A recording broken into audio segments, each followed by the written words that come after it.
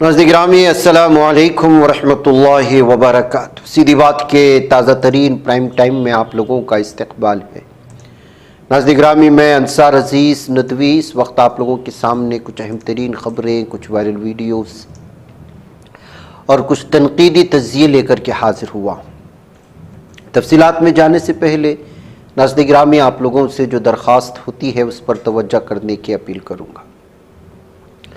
नाज़रीन गिरामी, भारत की जानिब से पहलगाम हमले के बाद ऑपरेशन सिंदूर जो हुआ उसकी अलग अलग तरह से तबसरे, अपोजिशन की जानिब से होने वाली तनकीदें बारहा अखबारों की जीनत बन रहा है। ये खबर बनती रही है। एक बार फिर क्या वाकई में हिंदुस्तान और पाकिस्तान के दरमियान में जो इस वक्त कशीदगी पाई जा रही है उसमें इजाफा क्या हो रहा है या क्या हो सकता है? सवाल इसलिए है कि ऑपरेशन सिंदूर के दौरान हिंदुस्तानी बहरी अफवाज को अपनी ताकत का मुजाहरा करने का मौका नहीं मिला था, लेकिन अब वो बहरे अरब में हलचल पैदा करने वाले हैं। दरअसल हिंदुस्तान और पाकिस्तान की बहरिया एक ही वक्त पर फायरिंग ड्रिल करने जा रही है और उसे लेकर दोनों मुल्कों की बहरिया ने नेविगेशन एरिया वार्निंग जारी कर दी है। यानी जिस दिन पाकिस्तान की बहरिया हिंदुस्तान की बहरिया फायरिंग ड्रिल करेगी उसी दिन पाकिस्तान की बहरिया भी करेगी, और दोनों मुल्कों से एक ही समंदर जुड़ा हुआ है और वह है बहरे अरब। हिंदुस्तान और पाकिस्तान की बहरिया अपने अपने इलाके में सब सरफेस फायरिंग ड्रिल करेगी। इसके तहत मरीन ट्रैफिक को मश्क के इलाके से दूर रहने का इंतबाह किया गया। पाकिस्तान की तरफ से जारी नवेरिया वायरिंग के मुताबिक 11 अगस्त की सुबह 4 बजे से 12 अगस्त की शाम 4 बजे तक मरीन ट्रैफिक के मश्क के इलाके से दूर रहने की वार्निंग जारी की गई। दोनों मुल्कों के मश्क मकाम तकरीबन 60 नाटिकल मील की दूरी पर होंगे, बस इतना ही, एक ही समंदर में, जिसकी वजह से सिक्योरिटी एजेंसियां काफ़ी अलर्ट नज़र आ रही हैं। मौजूदा हालात और बढ़ती हुई कशीदगी के दरमियान ये सरगर्मी स्ट्रेटेजिक नुक्ते नज़र से अहम तस्लीम की जा रही, यानी दोनों ममालिक अपने अपने ताकत का मुजाहरा करेंगे। हिंदुस्तानी बहरिया का मश्क गुजरात के पोरबंदर ओखा के समंदरी साहिल पर किया जाएगा। उसके साथ ही हिंदुस्तान और पाकिस्तान दोनों मुल्कों ने समंदरी इलाके में फायरिंग मश्क के लिए इत्तला जारी कर दी। इस मश्क का मकसद न सिर्फ फौजी तैयारियों को परखना है बल्कि इलाकाई सतह पर स्ट्रेटेजिक पैगाम भी देना है। मौजूदा माहौल में यह मामला दोनों मुल्कों की समंदरी पॉलिसियों में बढ़ते हुए फोकस को भी जाहिर करता है। बहरहाल ऑपरेशन सिंदूर के बाद जिस तरह की दूरियाँ, जिस तरह की अदावतें, जिस तरह की बहस, जिस तरह की तबसरे दोनों ममालिक के दरमियान में हैं, ऐसे में ये सूरत हाल बनती जा रही है जिसको लेकर के अलग अलग तरह के तबसरे हैं। नाज़रीन में जालिम सहूनी दरिंदे सहाफ़ियों को कत्ल करना नहीं छोड़ रहे। नशरियाती इदारे अल जज़ीरा ने कहा है कि गाज़ा शहर के अशिफा हॉस्पिटल के करीब जालिम सहूनी दरिंदे इसराइली हमले में अल जज़ीरा के 5 सहाफ़ी शहीद हो चुके हैं। इसराइल ने उनको टारगेट बनाकर शहीद किया। अल जज़ीरा की खबर के मुताबिक नामानिगार अनस अशरीफ, मोहम्मद कराइया के अलावा कैमरामैन इब्राहिम ज़हीर, मोहम्मद नौफिल और मोमिन अलीवा अस्पताल के मरकज़ी दरवाजे पर सहाफ़ियों के लिए खीमे में थे जब इस खीमे को निशाना बनाया गया। अल जज़ीरा ने एक बयान में कहा है कि टारगेटेड कत्ल आज़ादी सहाफ़त पर एक सरी और पहले से सोचा गया हमला था। हमले के फ़ौरन बाद इसराइली फ़ौज ने तस्दीक की कि उसने अनस अशरीफ पर हमला किया था। टेलीग्राम पर पोस्ट करते हुए इसराइली फ़ौज ने लिखा कि उन्होंने हमास में दहशतगर्द सेल के सरबराह के तौर पर काम किया था। सहाफ़ियों को भी हमास से जोड़ देता है, किसी भी शख्स को कत्ल कर देता है जालिम सहूनी दरिंदा, और उसको जो है हमास से जोड़कर अलग अलग तरह के बहाने बनाने की कोशिश करता है। नाज़रीन गिरामी, जापान में बरतानवी रॉयल नेवी के एक F-35B स्टेल्थ लड़ाका तैयारे को टेक्निकी खराबी के बाइस कागोशीमा इंटरनेशनल एयरपोर्ट पर हंगामी लैंडिंग करनी पड़ी है। नाज़रीन गिरामी, बरतानवी रॉयल नेवी F-35B स्टेल्थ लड़ाका वही तैयारा है जो कुछ महीने पहले आप लोगों ने केरला की एक जगह पर ख़राब होकर के रुकते हुए देखा था, जिस पर अलग अलग तरह के मीम्स बने। 900 करोड़ का तैयारा ख़राब हो जाए तो सही करने वाला कोई नहीं। मैंने इस पर तबसरा भी किया था, आप लोगों ने देखा होगा।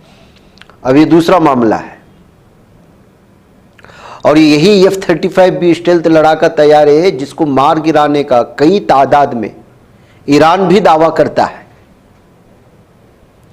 तो ऐसे में महसूस यही होता है कि F-35B स्टेल्थ लड़ाका तैयारा जो दुनिया के सामने सबसे मजबूत तैयारा बना करके 900 करोड़ रुपए एक तैयारी की कीमत के तौर पर बेचकर लोगों को बेवकूफ़ बनाया गया, उसकी हकीकत यही है कि किसी भी मुल्क में ख़राब होकर कहीं भी खड़ा हो जाता है और कोई भी दुश्मन मुल्क उसको मार गिरा सकता है। मार्केट ख़राब हो रही है। ये वाक़या उस वक्त पेश आया जब तैयारा HMS Prince of wheels aircraft carrier से परवाज़ भरने की कुछ ही देर बाद मैकेनिकल मसले का शिकार हो गया। एयरपोर्ट हुकाम के मुताबिक पायलट ने मकामी वक्त के मुताबिक 11:30 बजे एयर ट्रैफिक कंट्रोल को ख़राबी की इत्तला दी और इमरजेंसी लैंडिंग की इजाज़त तलब की। लैंडिंग के बाद तैयारा महफूज हालत में टैक्सीवे पर मुंतकिल कर दिया गया और फौरी मुआयना शुरू हुआ। इस दौरान रनवे तकरीबन 20 मिनट बंद रहा, जिसके बायस 6 परवाज़ें मुतासिर हुई। जापान के सरकारी नशरियाती इदारे NHA के फुटेज में दिखाया गया कि तैयारा ज़मीन पर खड़ा है, बजाय किसी बड़े नुकसान से महफूज है। बरतानवी रॉयल नेवी के मुताबिक तैयारी का टेक्निकी मुआयना जारी है, जल्दी वो कैरियर स्ट्राइक ग्रुप में वापस शामिल हो जाएगा। लेकिन इस तरह सबसे दुनिया का मजबूत मानने वाले तैयारे की बार बार इस तरह ख़राब होने की ये सारी खबरें आने के बाद मुताल्लिक़ा कंपनी भी बदनाम हो रही है और इसकी हक़ाइक़ भी सामने लोगों के आ रही है। नाज़रीन गिरामी, हथियार की बात हो रही तो मैं आपको ये खबर भी रखना ज़रूरी है, जिसको तुर्की ने एक नया ड्रोन बनाया है जिसका नाम है सी स्किमिंग ड्रोन। बताया जा रहा है कि दुनिया का पहला ऐसा ड्रोन है जिसको इस तरह से बनाया गया। ये समंदर के सिर्फ 30 सेंटीमीटर ऊपर तक उड़ान भर सकता है। तो आप अंदाज़ा लगा सकते हैं कि किस तरह से नई दिफाई पोजीशनें, दिफाई हथियारात में तुर्की इस वक्त बढ़ता हुआ नज़र आ रहा है। सॉलिड एरो अनकरा की एक दिफाई अशिया बनाने वाली मजबूत कंपनी है, उसने इसको डिज़ाइन किया है। और सॉलिड एरो नामी कंपनी जो अनकरा में मौजूद है तुर्की के, उसने कहा कि इसको एडवांस कैपेबिलिटीज़ के साथ जो है इसको डिज़ाइन किया गया और ये दुनिया का वाहिद पहला ड्रोन ऐसा है जो समंदर के सिर्फ 30 सेंटीमीटर के ऊपरी हिस्से में उड़ने का जो है ताकत रखता है, बसूरत दीगर तेज़ हवाएं, लहरों की ऊंची उड़ानें और भी बहुत सारी जो खींचने वाली हो सकती है, वो इस ड्रोन को नुकसान पहुंचा सकती है। इतनी कम ऊंचाई पर दीगर ड्रोन नहीं उड़ सकते, लेकिन इसमें नई टेक्नोलॉजी इस्तेमाल की गई है और दुनिया की पहली है। मुख्तलिफ मिशंस के लिए ये डिज़ाइन की गई है कहते हुए दुनिया के सामने सी स्किमिंग ड्रोन के नाम से इस ड्रोन को इस वक्त जो है दुनिया के सामने लाया गया है। जिसके बाद ड्रोन की टेक्नोलॉजी में जिस कदर तुर्की आगे बढ़ता जा रहा है उसको लेकर के इंटरनेशनल अखबारात अलग अलग तबसरे करते हुए नज़र आ रहे हैं। नाज़रीन गिरामी, कुछ दिन पहले आपने फर्जी एम्बेसी चलाने वाले की खबर सुनी थी, जिसकी तफसीलात बल्कि उस पर हमने अलग ही एपिसोड आप लोगों के सामने रखा था। अब जो है फर्जी सिफारत खानी, फर्जी सफ़ीर, फर्जी मुल्क का भांडा फोड़ा हुआ था। अब गाज़ियाबाद में उत्तर प्रदेश के शहर नोएडा में पुलिस ने एक फर्जी पुलिस स्टेशन का पर्दाफाश करते हुए वहां पर काम करने वाले 6 अफराद को गिरफ्तार करते हुए मुतअद्दिद जाली आईडीज, मोहरे और लेटर हेड वगैरह कब्जे में ले लिए हैं। देखिए, धोखा खाने वाले होंगे तो धोखा देने वालों की नौयतें कैसी चेंज होती है देखिए, और किस किस बड़े पैमाने पर आपको धोखा दिया जाता है। और सारा का सारा मामला जो जुड़े हुए हैं ये सारे के सारे फेक यूपी से जुड़े हुए हैं। मीडिया रिपोर्ट्स के मुताबिक फर्जी थाने का नाम international police and crime investigation bureau office था। खुल्लम खुल्ला रख भी रहा है, नाम भी है बाकायदा।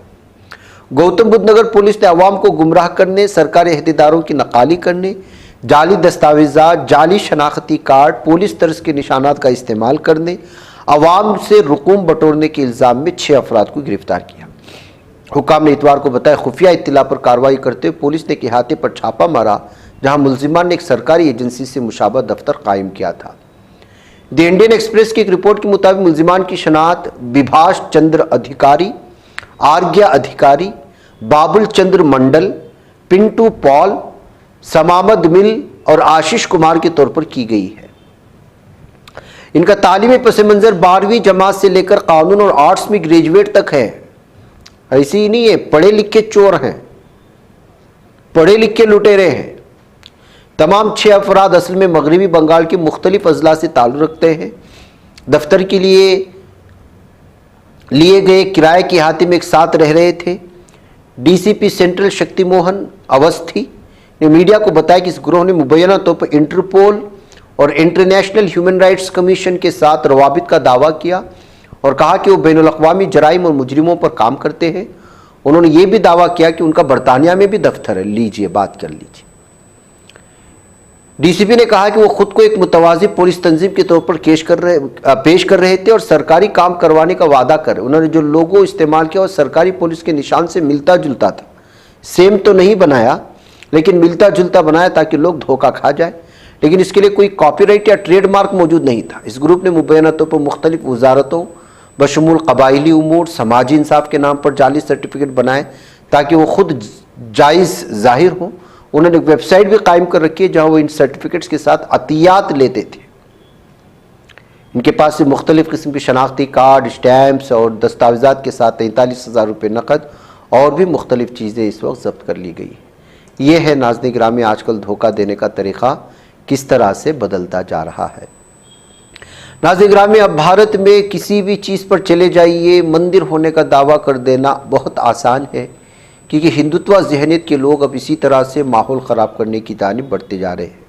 उत्तर प्रदेश इस वक्त जो है इसी तरह की हिंदुत्व तंजीमों का गढ़ बन चुका है, जो लगातार कभी मकबरों पर चले जाते हैं, कभी जो है मसाजिद की तरफ चले जाते हैं, कभी मदारिस की जानिब बढ़ जाते हैं और जबरन उस पर मंदिर होने का दावा करके एहतिजाज शुरू कर देते हैं। फिर पुलिस आ जाती है और भीड़ पर कंट्रोल करने के नाम पर, माहौल को अमन बनाए रखने के नाम पर फिर उसको जो है मुतनाज़ बना करके कोर्ट पर चला जाता है और देखते ही देखते मकबरा हो या मस्जिद वहाँ से ख़त्म कर दी जाती है। अब जो खबर आ रही है, उत्तर प्रदेश के फतेहपुर में नवाब अब्दुल समद की कब्र को लेकर हंगामा बहुत बढ़ गया। हिंदुत्व तंजीमें पीर को इस मकबरे को मुनहदिम करने पर उतर आए। उनका दावा है कि हज़ारों साल कबल इस जगह पर भगवान शिव और श्री कृष्ण का मंदिर था। अगरचे इंतज़ामिया ने मकबरे की हिफाजत के लिए रुकावटें खड़ी कर दी थी, लेकिन हुजूम के सामने तमाम इंतज़ामात नाकाफ़ी नज़र आए। एक रिपोर्ट के मुताबिक सारा तनाज़ शिव मंदिर और मकबरे को लेकर है। हिंदुत्व तंजीमों ने दावा किया है कि मकबरा शिव और श्री कृष्णा का मंदिर है। मौके पर हिंदू तंजीमों के लोगों की बड़ी भीड़ नज़र आई। हिंदू तंजीमों के लोग यहाँ मकबरे में पूजा करने के लिए जमा हो गए। इंतज़ामिया इन लोगों को रोकने की कोशिश की, लेकिन ज़्यादा भीड़ होने की वजह से कामयाबी नहीं मिल सकी। बीजेपी की जिला सदर मुकुल पाल ने सद तहसील इलाके में वाक़ नवाब अब्दुल समद के मकबरे को मंदिर कहा था। इस दावे के बाद तनाज़ा शुरू हो गया। उसने इस मकबरे को ठाकर जी और शिव जी का 1000 साल पुराना मंदिर कहा। अब अंदाज़ा लगा सकते हैं नाज़रीन गिरामी की किस तरह से जगहों पर कब्ज़ा करने की साजिशें रची जाती है। बहरकैफ नाज़रीन गिरामी, वक्त लंबा हो चुका है, मुझे इजाज़त है। इंशाल्लाह फिर आप लोगों से मुलाकात होगी। अस्सलाम वालेकुम रहमतुल्लाहि व बरकातुहू।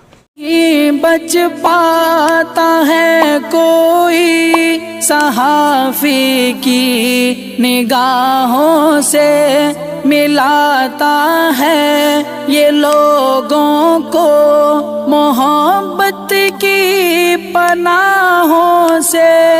करम और दर्द मंदी का है एक संसार, सीधी बात। अज़ीमत जुर्अतो हिम्मत का है इज़हार, सीधी बात। अज़ीमत जुर्अतो हिम्मत का है इज़हार, सीधी बात। ये चैनल हक निगर बनकर कुचल देता है फितनों को।